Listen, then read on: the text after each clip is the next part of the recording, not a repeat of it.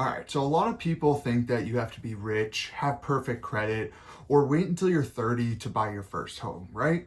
But today, I kind of want to talk about my journey in real estate and how I was able to buy a duplex at 20 years old, and really what that has done for my whole life and how it's changed literally the whole trajectory that my life was on.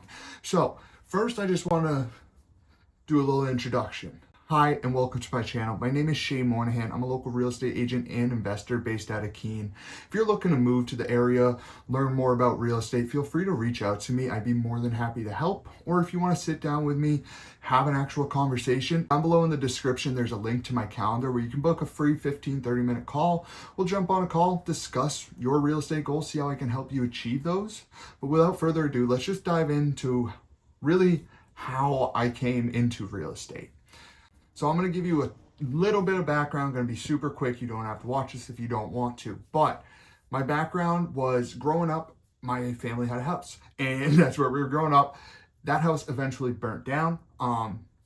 It was way back in the day, so don't feel bad, but we had to rebuild the whole house. And when we were rebuilding it, I was pretty young. I mean, let me think, around eight-ish. 8, 9 years old, and I was just watching this house like completely go from a pile of ashes that was pretty sad to see into a beautiful new house that my family got to like pick out the finishes and kind of custom design certain features of it, which was like really cool to see that. And then once we moved in, it was just an awesome house, and it was cool showing everyone what we did to this place from what it was. And that was like my first touch into it. After that, my parents sold it and we ended up renting. So then I kind of experienced what renting was like and how it's a little bit different from when my parents own a house. Then after we rented for a little bit, my parents were in the market to look for another place. This is when I was like probably 14-ish and I was loving it. I was like looking at every real estate website, looking at every listing that hit the market. Like, we should go look at this one. We need to schedule a showing for that one. And I was just loving it. I just want to be part of the process, and it was like really fun. And we ended up getting a house, and it was really, really cool. I just had a blast going in there. So, future span a few years, when I hit 18, 19 years old, I just graduated high school. I was working kind of just a regular 40-hour-a-week job. I did not go to college. That wasn't really for me. I didn't know what I was doing. I eventually, kind of out of sheer what happens in life, things happen, I ended up moving out here to Keene. And during that time, I really started picking up reading again, which is kind of weird. I was never a reader ever in my life. Didn't really care for whatever kind of reading it was. I just didn't really like reading. And eventually I started liking reading a lot. And then I also have always liked the concept of money and saving money and all that. I was a big saver as a kid. So combining reading and money, I've stumbled upon real estate and how you can get started young and build wealth and all that stuff. And I was like, nah, that's what I'm talking about. So then I just started eating up real estate. I was listening to podcasts. I had a delivery driving job, so I was listening to podcasts about real estate for like 5-6 hours a day. Then I'd be going home reading morning and night for another hour, 2 hours. I plowed through a lot of books. I have read hundreds of books, and it taught me so much about real estate that's what kind of got me down this house hacking path, is what it's called. Now, I know that's a lot, but house hacking was essentially my key to real estate because, again, I was working a 40-hour-a-week job. I didn't really have much overtime, wasn't a great paying job.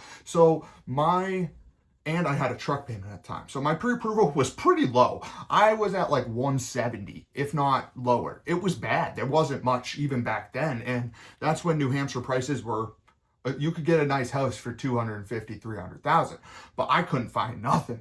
And then I was like, well, how do I get my budget up? So that's where house hacking came in, because then I can take part of what I was getting for rent to basically get a bigger purchase price, and I'd be collecting rent, so then I wouldn't be paying as much on a mortgage. So I was like, nah, that is the route I want to go. And I dove into everything about house hacking, like I just mentioned, and really learned everything there was to know at the time. Of course, you're not actually going to learn this stuff really like until you and apply it once you actually have it, but I did as much as I could and was just making sure I didn't get in this analysis paralysis. It's essentially where you just keep looking at properties and you never make that jump because it's pretty daunting, especially at 20 years old, to be like, okay, I want to buy a house and now I'm a landlord and have to figure out how to find people to rent this house. So it was just like a, a lot to take in at once, but it's something like that's one thing I've learned in real estate is it's not anything immediate. It's really never anything immediate, and you have time to figure out a solution after. So like I just figured things out, and that's kind of how I went. Ended up getting a really good real estate agent, and I think this is part of why I became a realtor, because she was and still is the best agent, like numbers wise around here, does a ton of business, really good. But it wasn't, as a first time home buyer, I didn't know what I was doing again. So like some of the communication was a little tough.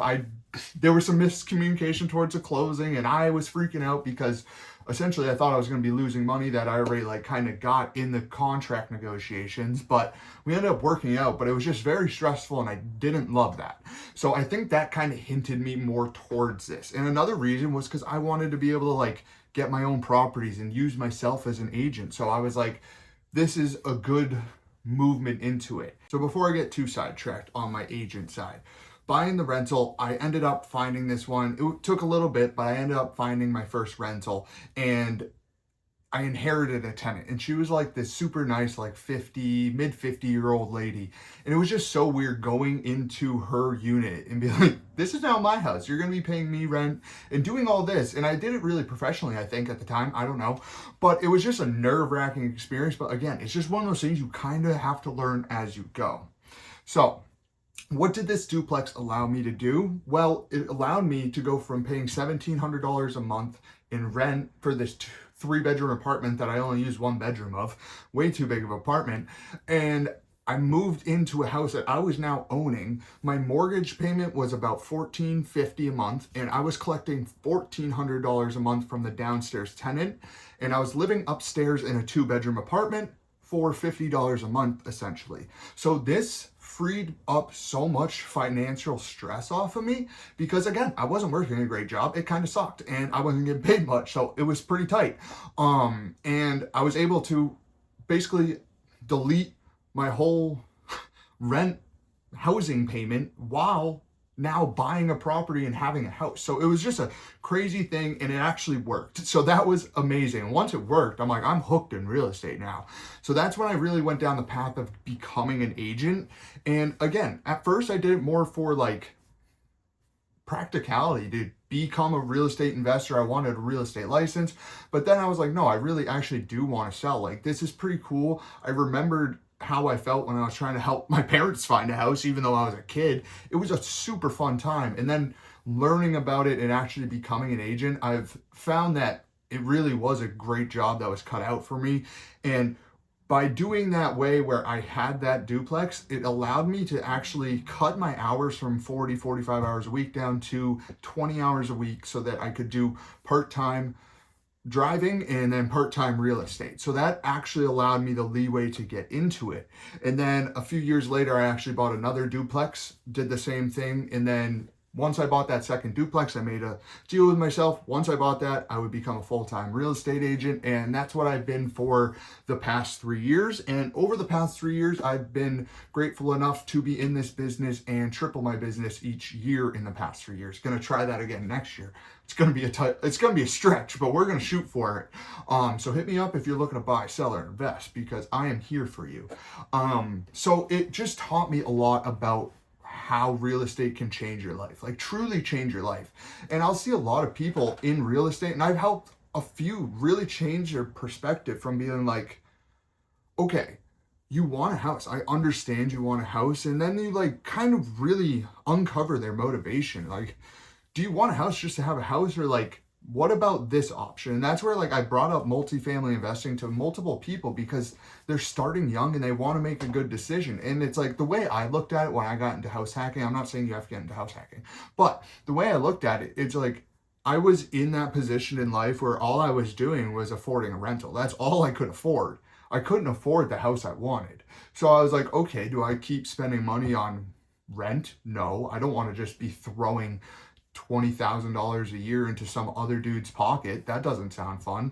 So I was like, how do I get around this? And that's where I found the whole house hacking stuff, and really understanding, hey, I was already going to be in that multifamily situation anyways. The only thing I could afford was an apartment. Might as well own it. So that's where I was like, I'm gonna buy this. I was fine. I'm still living in a multifamily. We rent out the back here. And like, I don't care. It's not a hassle. Tenants are super respectful. They keep to themselves. It's their house. So it's like, people just think it's like landlording is this huge thing, but it's really, really not. And this is part of my whole journey, because so many people think buying a house, doing this, becoming a landlord, X, Y, and Z is so tough, but they never actually even look into it, let alone do it.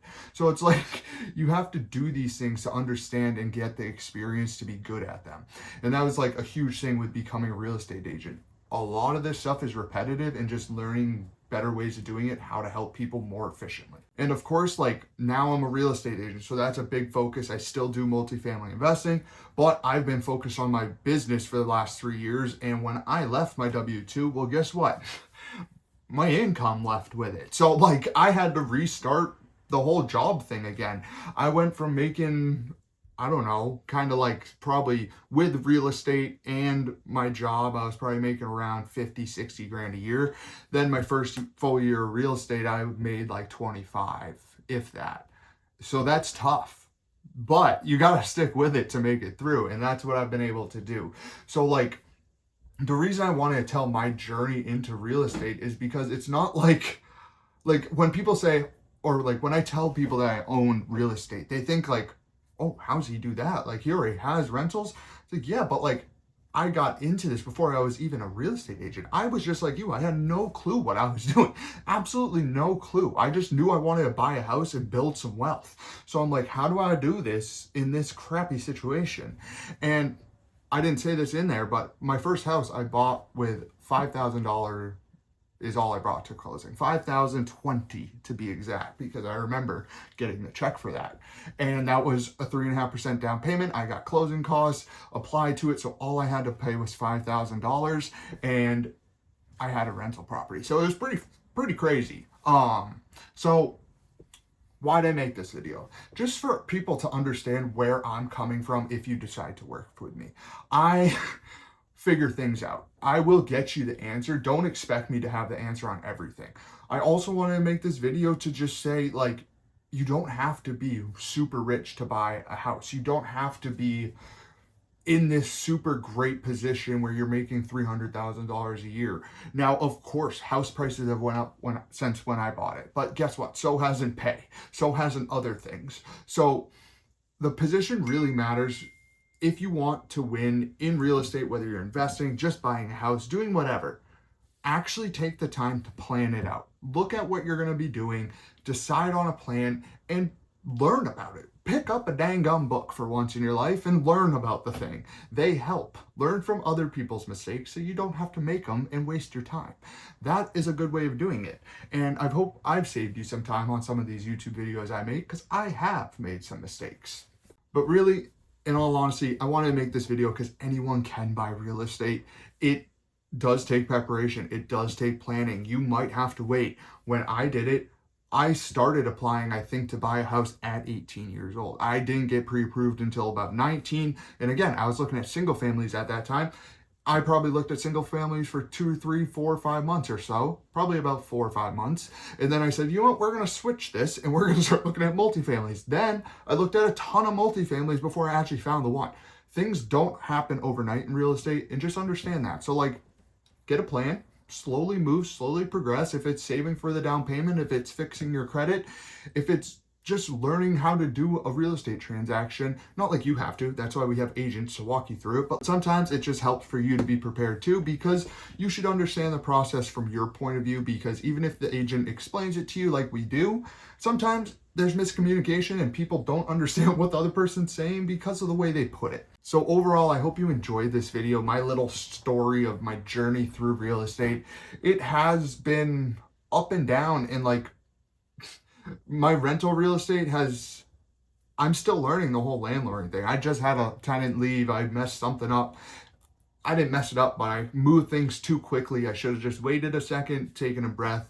But that's why you learn and you keep moving, because what else are you going to do? Just stop? That's not an option. So I hope this video added some value. If it did, hit that like and subscribe button. And again, if you're looking to move to the area, want to talk to me about real estate, how to get into it, feel free to go down below in my description. I have a link to my calendar where you can book a free 30-minute call. We'll jump on, discuss your goals, see how I can help you hit those. And without further ado, I will catch you guys next week with another one.